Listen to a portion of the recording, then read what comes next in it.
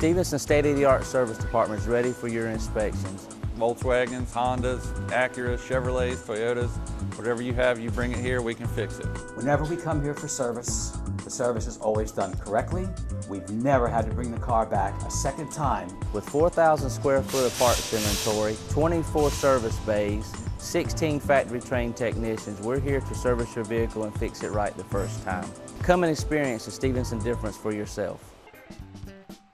Welcome back to the Cape Fear Sports Report, driven by Stevenson Automotive Group. We're inside Hell's Kitchen every Tuesday. They got big poker nights, big prizes. You can come on down. Now we're going to head over to Buck Hardy Field for some highlights. UNCW baseball was featured a little bit earlier. They have a transfer pitcher, Ryan Leach, who's starring this summer with the Sharks. Now, in the summertime, there's nothing like the sound of the crack of the wooden bat, and for the first time, the Sharks are using those wooden bats in the Coastal Plain League.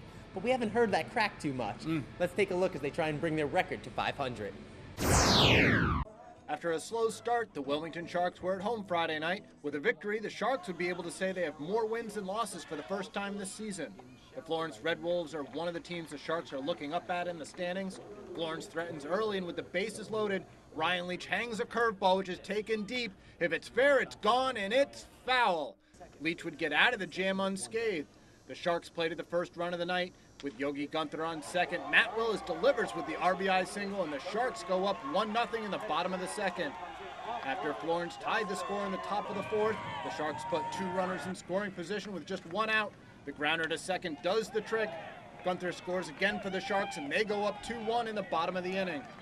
Florence then tied the score again in the top of the fifth, but the Sharks had another immediate response. This time Gunther does it with the bat. It's a valiant effort in center, but it goes for naught. That brings in the 3rd run of the night for the Sharks. But the Sharks offense stalled out from there.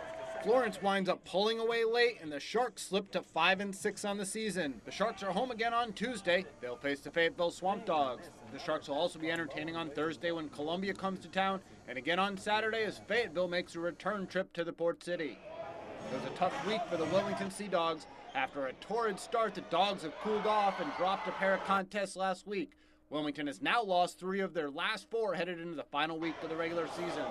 The good news is that the Sea Dogs finish up with 2 home games. Carolina comes to the Schwartz Center on Thursday, and the Dogs then close out their regular season slate against the Georgia Grizzlies on Saturday. Well, Joe, you've gone up against one of the Sea Dogs, center Aaron Coombs. You got a couple of hoops and a bloody lip. Yeah, but you know what? This week's edition of Joe Goes, we're trying to beat the heat as we head over to the Wilmington Ice House. Let's see how I can do on skates. Pucks, pucks, pucks. You're watching the Cape Fear Sports Report, driven by the Stevenson Automotive Group.